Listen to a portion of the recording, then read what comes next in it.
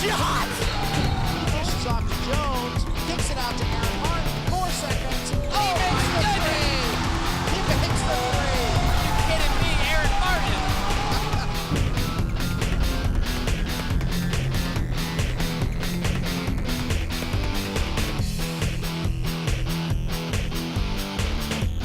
Well, welcome to Wildcat Week. I'm Roger Alcock. The men's basketball team, they remain the #1 team in the nation, and they return to action in Lucky Arena on Tuesday night after a couple back-to-back road victories. A very improved Goshen College Maple Leafs team came into the Lucky Arena on Tuesday night, but the Wildcats relied on some very hot shooting and took control of this ball game and defeated Goshen College. The first points of the ball game came from DJ Bettinger. And Johnny Marlin got in the action as he hit the pull-up jumper in the lane. Then Zach Vandewater, big night for him as he hit one of his 6 threes on the night. Lane McHuron, a beast inside as he got that one to go. Put back that time from Nate Bubash inside. Nice assist here from Johnny Marlin as Lane gets the layup here. Big night for Lane McHuron. There is the offensive rebound of the putback. That time from Josh Maywar. Now, of course, talked about Zach and his perimeter shooting. That 3 out of the corner was good for him. Then Johnny Marlin got another 3 out of the corner. Wildcat shot from the corner extremely well, especially out of the inbounds. DJ Bettinger getting another one. And here's Lane McHuron kind of finishing this ball game off with an exclamation point as the Wildcats with the 88-81 victory. And Lane McHuron, once again, the leading scorer, 23 points for the Wildcats. Zach Vandewater had 6 3-pointers. He had 18 points. The guards, DJ Bettinger and Johnny Marlin, had a combined 19 assists to only 1 turnover on the evening. Now, after the win, the record for the Wildcats stands now at 20 wins, 1 loss. They sit atop the conference with an 8-1 record in league play. Now, the Wildcats host Bethel on Saturday in a very, very big top 10 showdown here in Luck Arena. Well, we welcome in the head coach of the Wildcats, Greg Tonigal. And Coach, thanks for joining us. We're going to talk about Bethel in a minute, but let's talk a little bit about Goshen. Kind of similar to the women's program. We'll talk later with Coach Brooks, but Goshen, a much improved team, very athletic, got the ball up and down the floor. They shot the ball well. They gave you a pretty good ball game that night. It's a much improved program. I mean, they're on their way up. I think Coach Young's doing a tremendous job. We got good talent in there, and we knew coming in we were going to be have our hands full, and we certainly did. I mean, we really had to shoot the ball to stay just a little bit above them throughout the game. And that was what I was going to ask you about. And we talked about Zach, and we'll talk to him in a few minutes about his hot shooting. But I think early on this season, not only were you guys getting great shots, getting great looks, you were hitting them like crazy. I mean, just unbelievable shooting percentages. That's hard to maintain an entire season, especially in conference play.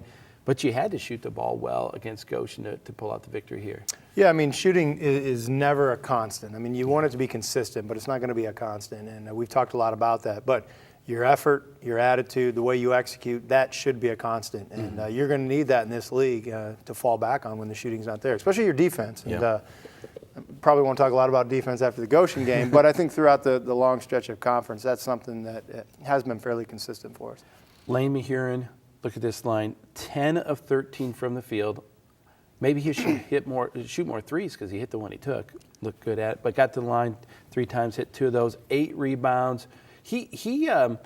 And he was playing with some foul trouble. So I thought it was a really outstanding game for Lane. I was starting to think you guys didn't think he had a good game because he didn't get invited back this week. You know, he was on the show last week, then he puts up those numbers and he doesn't get invited back. Blame the producers. Okay, we'll blame the producers. You're right. He's in foul trouble and he still managed to do that. And he did it from all over the place. Hits a 3, got to the free throw line, really did well in the mid post against their zone. I'm telling you, the kid keeps getting better and better. Johnny Marlin, the newcomer, scored 19 points. I don't think, if I didn't know it during so long, they had 19. It's kind of a quiet 19, but hit big shots when he needed to. He takes shots when he needs to. But of course, does a great job distributing the ball. We had him now for 12 assists on the ball game. You know, they say what was applauded yesterday is now expected today. And we've kind of come that way with Johnny. I mean, he goes 19 and 12, and we gave him a little pat on the back and said, good game. 19 and 12 is a great game. And but we've come to expect that out of him. And he does a lot of things for us. The ball's in his hands an awful lot. and he makes his teammates better. I want to talk a little bit about one of your seniors, Zach Vandewater. You know, Zach, when he came into your program, freshman, sophomore, I mean, he was a guy you could say, you know, who is the other team's best offensive player, and we can put Zach on him, and he's going to really do a great job defensively. But now he's developed, we saw it last year in the national tournament. We've seen it this year. Never forcing threes, but when they're there, he's just done an outstanding job in his perimeter game. Zach is a great shooter, as a lot of people are starting to see and realize. We've always known him as a great defender. I always tell Zach this: if he's in the NBA, he's getting a max deal because he's that guy you want. He's an elite defender and he's a knockdown shooter, and those guys are getting paid very well in the NBA, and he adds a lot to our offense and defense. Well, Zach joins us now, and Zach, we were talking about coming out of high school. I mean, knew you're a good athlete, could defend the ball well, but you've had to work pretty hard to develop other parts of your game and take it in stride. Yeah, that's been something that Coach D's spent a lot of time with me on. And it's just been a part of the process of your role kind of grows as the season goes on or as your years go on. I was going to ask you a little bit, after last year's success, I know a lot of people like to talk about, I kind of like no offense, I like that was last year, let's talk about this year. But after that success, you kind of had that added pressure now that's put on you guys. But as seniors, I mean, you know what it takes to be successful at the highest level. It's got to motivate you to see what you can do again this year. Yeah, I guess last year just kind of painted a picture of like what we what we can do again. I guess if we just buy into the process, Coach T will have us prepared however we need to be. So. One of your fellow seniors, I always like to talk about the other guys, DJ Bettinger. He's another guy who I think we always know he can shoot the ball, and he's done a good job there, but his game has developed in other areas in terms of getting a little better defensively, moving the basketball, filling those roles. But I know this staff looks to you guys to lead this team in a lot of ways. Talk about DJ. He's a guy who's quiet, but he adds a lot to this team. Yeah, no, he's a good leader. He's very consistent where he comes in and he always opens the floor up for other people with his shooting. Just a big contributor to our team. Big key to this team, maybe more so than I can ever remember, is the depth of this team. You've got some young guys, sophomores like Lane and Bob, who have really stepped up. I even thought Aaron Murray had a couple big minutes the other night, getting some big rebounds. But the depth of this team, it seems to me, the starters, you go in there and really give a lot of intense effort because you're not worried about minutes so much or losing minutes. Yeah, let me kind of talk about the senior class and how they've helped our depth. They're allowing some of these young guys to come in and play minutes, and I think that one of the greatest attributes of our senior class is just this unselfish demeanor. And they're teaching these young guys. They're helping these young guys. Never are they worried about maybe somebody taking their minutes or taking their shots. And the leadership that they've passed on is going to benefit us down the road as they leave. Hopefully that'll be passed on. Just this unselfish culture of we want to make each other better. And I don't care if you're coming up behind me. I'm going to make you better. I'm going to stretch you. And Zach, DJ, and Tyler's done a great job of that also. Well, last question for you guys. You're kind of from northern Indiana. You probably have a lot of friends that have played at Bethel and know that team well. We, of course, know them well. Saturday's game is going to be a huge matchup. You beat them on the road, had to come back and do that, but they're a top 10 team. It should be a huge basketball game. It is. I know Zach's excited about it. They're obviously a great program, very well coached. We've certainly had battles with them in the past, and I think we're all looking forward to it. But even bigger than that, it's a home conference game. I mean, you can kind of throw out who you're playing, who's in what place. You got to take care of home, and we're going to have our hands full on Saturday. All right. Well, guys, thanks so much for coming on in, and Zach, continued good luck to you the rest of your senior year, okay? Thank you. Appreciate it. All right. Well, when we come back, women's head basketball coach Steve Brooks and senior Emma Stahl will be in the studio to talk about the Lady Wildcats and their top place in the conference. So don't go away. That's coming up next on Wildcat Week.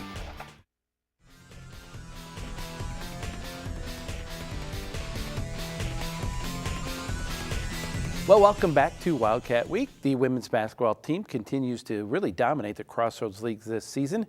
Now, Wednesday night, the ladies traveled to Goshen, Indiana to take on a very improved Maple Leafs team. The Lady Wildcats, though, their defense stepped up big time in this game.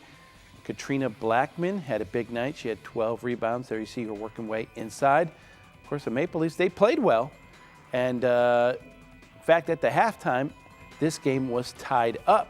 Now, Goshen to continue to hang around. In fact, at one point, they tied the game up at 39 apiece in the second half. But then Katrina Blackman really just took this game over. And that basket there started a 12-0 run, and the Wildcats would never look back. They outscored Goshen 28-14 to close out this game. All the starters had a really big game for the Wildcats. The ladies pulled away from the Maple Leafs 67-53 in this one. Katrina Blackman led all scores with 18 points. She had the double-double with 12 rebounds.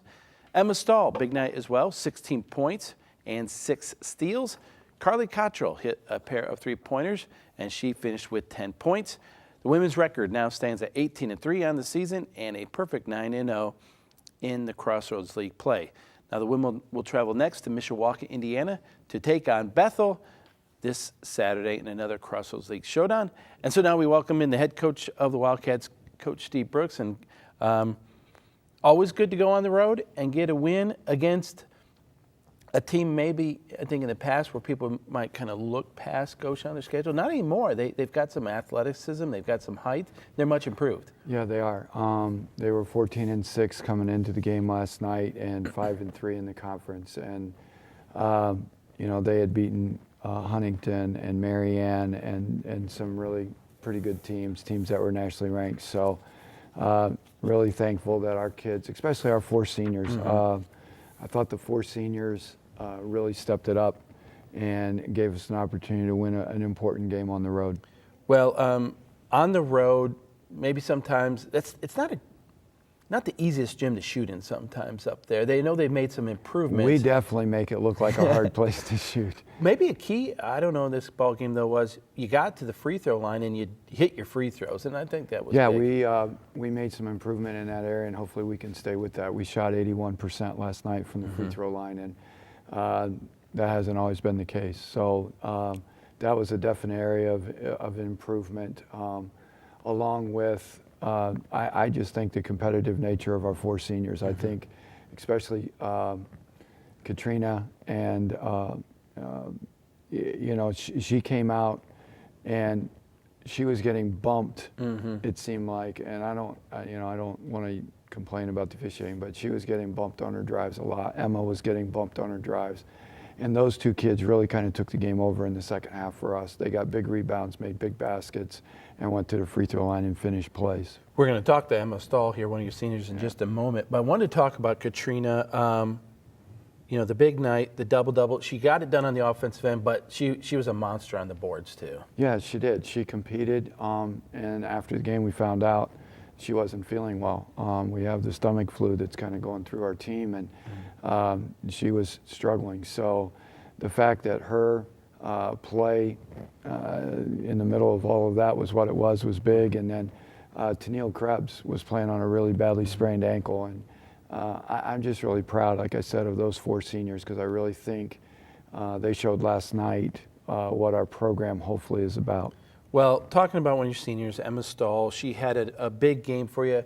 Sometimes we know Emma can score, but when she does things like that, looking up the floor, getting the ball in the right position, she can't score when she has to. Nice drive there, but she's one of those key players in terms of moving the basketball, getting assists, those kinds of things. Yeah, she's a kid that can get inside the defense, and she makes plays for other people. She makes plays for people.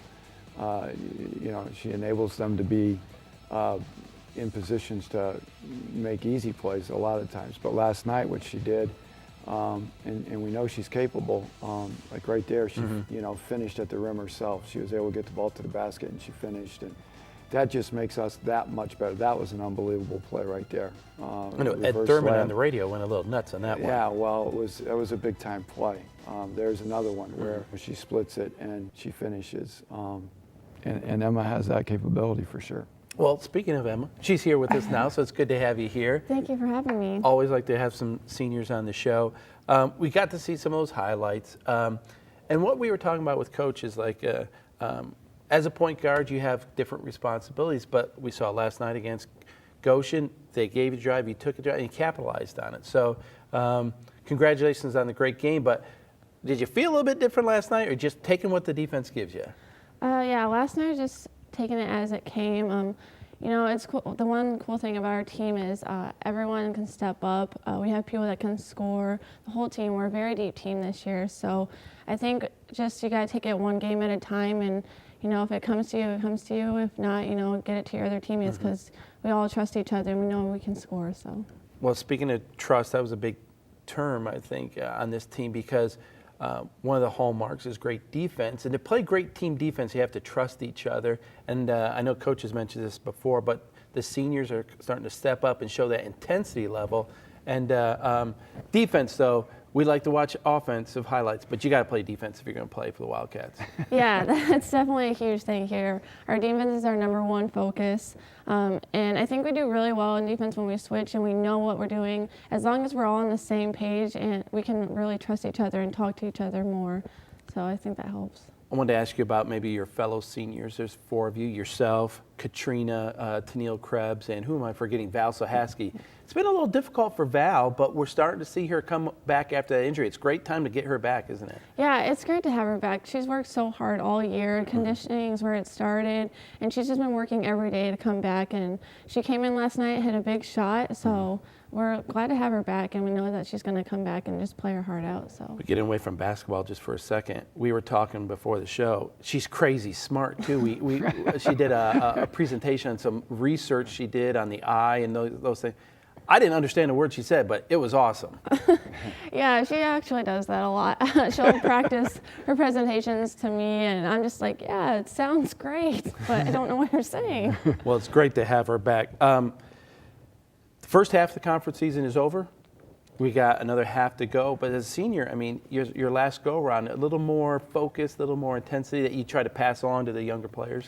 Yeah, I can't believe the first round's over with, but, you know, you got to take it one game at a time. We still have a lot of big games coming up, and with the way the conference is going this year, you know, anything can happen. So you just got to stay focused and, you know, hope for the best.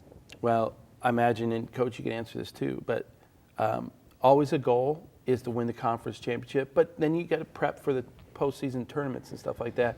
Where do you feel this team is at right now as we head down the stretch? Well, I think we're really making progress. To have a 3-game lead right now in the conference is big for us. And we just got to take advantage of the opportunities that we've got. And like you said, our ultimate goal is to win the conference regular season championship. We would really love to win the conference tournament championship and have a chance to play at home. And then we'll worry about the next step. You know, and the seniors, I think they understand there's a sense of urgency to this.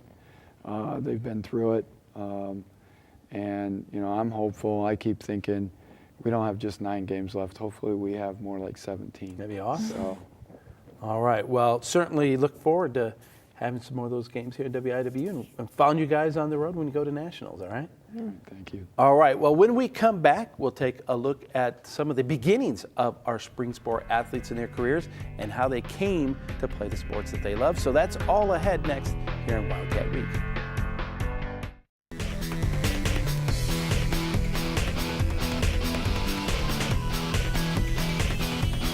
Well, welcome back to Wildcat Week. Now, believe it or not, spring is just right around the corner. That means that the Wildcat athletes are beginning the early stages of their spring sports season.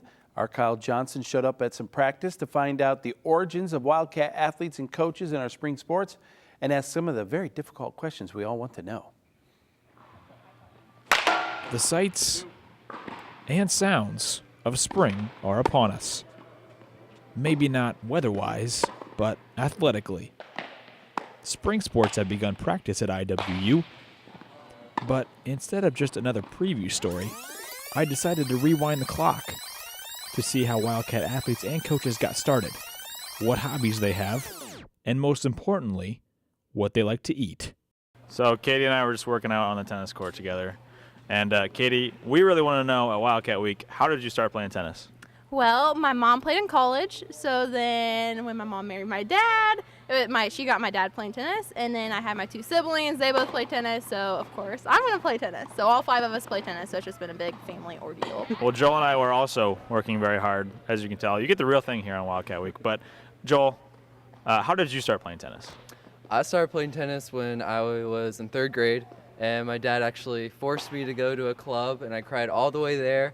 But after I did my first lesson, I loved it, and I've stayed with it ever since. I've played baseball ever since I could pick up a ball. It all started in T-ball at Harris Little League in Granger, Indiana. I actually played 4 different sports here at IWU.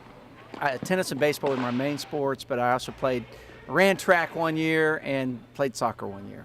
Wow. 4-sporter. What was your favorite one? Obviously tennis. I mean, really, come on. All right. I'm just making sure you said the right answer. It starts out at T-ball, so I was playing, when I was 5 or 6 years old, and ended up playing, through the Little League ranks, and, was just barely good enough to play in college. So I used to play T-ball back in the day. Yeah. I was pretty good at it. I didn't really miss the ball that often. That's good. They put it right there on the tee for you, so that's helpful. What's a typical pre-match meal look like for Joel Montgomery? I actually don't eat before I play. I eat very little, so I can't. So usually just a granola bar or banana. for me, man, I love to eat. Man, I don't have a pregame ritual. I enjoy food, Kyle. I'll tell you that. And I don't know. I could always go for a good burger. I can always go for some great barbecue. A good steak. How about that? Maybe on the high end, thinking a good steak. Usually on the day of the game, though, it's just something really quick. So I'm taking like 2 minutes out of my day and just throwing like a sub in my mouth or something like that. With bacon, 4 slices of bacon. Needed the protein for the workout for the day. Now, a lot of people don't know this, but I'm going to brag because I've seen it in action. Sure. You do magic. I do. Do you have anything? Can you just pull anything out of thin air, or do you need some preparation? Well, normally I don't. I would say I am not as mentally prepared to do magic when I'm at baseball practice. Everybody always asks if I can just make the ball disappear. I can. Would I? That is another question. We'll have to revisit that someday, folks, because that'll be a sight to see. All right, well, then we'll go post-match. I ate lots and lots and lots of meat and gluten-free bread. Okay, get out of here. Well, we know Kyle had some fun making that piece, and we wish all the spring sports the best of luck this year. Well, that's all we have for you this week on Wildcat Week. If you have any comments or suggestions about the show, we'd like to hear from you. You can write us here at the station, WIWTV 4201 South Washington Street, Marion, Indiana 46953. You can visit our website, WIWTV.com. Watch past episodes there and connect with us online at WIWTV.com. Well, we look forward to being back with you next time. For all of us here, thanks for watching Wildcat Week.